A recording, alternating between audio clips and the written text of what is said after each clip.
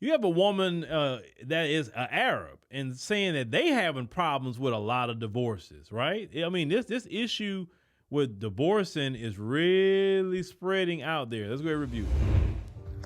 It is Wild Wednesday, and I'm going to get wild and offensive with my videos because I think it's time somebody digs deep into our culture and into our people to figure out what is going on upstairs with our women.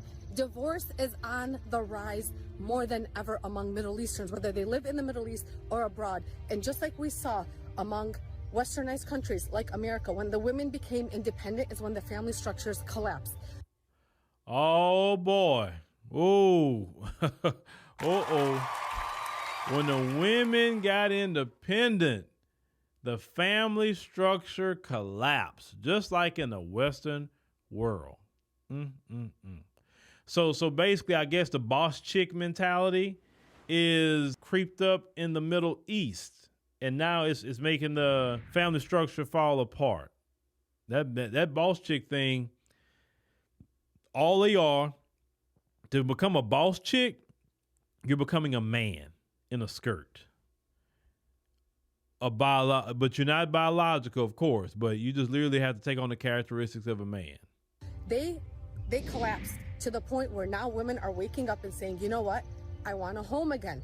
I want my kids to have a healthy home. Well, the Middle Easterns are not there. We are at the point where we are collapsing because not only are women independent asking for a divorce, but we also have culture shock. A lot of our women are extremely spoiled. Yes, I said it. A lot of our women are extremely spoiled, and the men cannot keep up. What is happening with our women?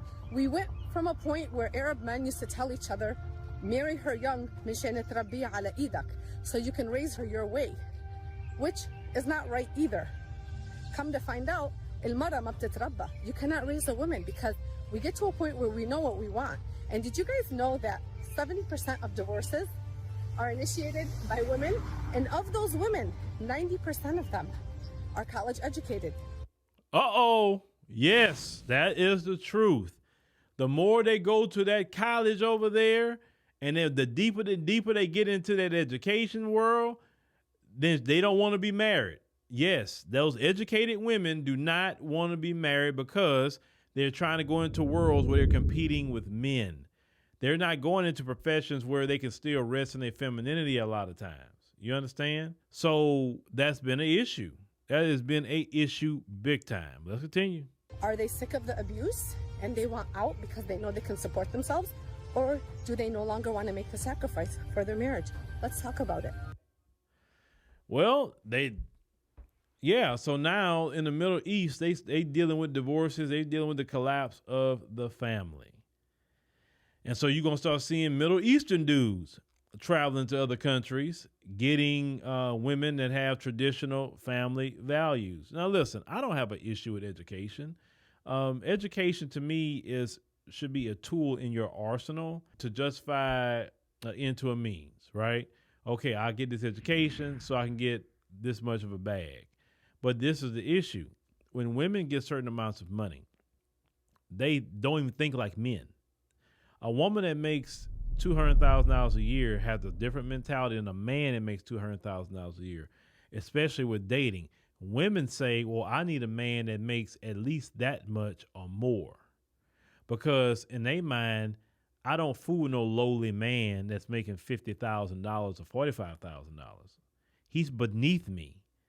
So I need him to make what I make or more.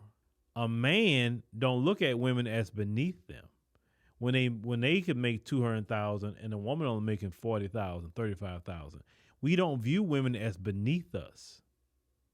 So we don't say, "Oh, she don't make enough. She can't. She has to come up to my level." Saying somebody need to come up to your level, I understand in a way of morality level. I understand the way of character, having a particular level.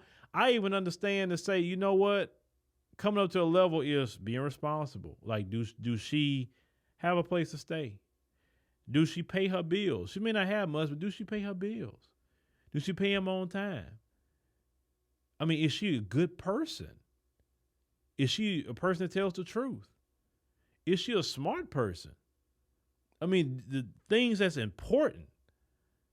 But what happens is when those women have those mindsets, they don't get a man. They can't. Their man is going to be their career. Their man is going to be that degree hanging on the wall. That's going to be their man. The only man they're going to have to interact with on a daily basis is going to be their boss. That's what happens when you have too many independent women in your society. But the reason why independent women, the families fall apart, is because it's out of the natural order of things. Whether you agree with natural order or not, natural order says men are the providers. Women are the helpmeets. Not to say women can't have their own business or can't do anything, but it's supposed to be the man taking the lead. And when you have these boss chicks, remember what I told you, they're mentally men.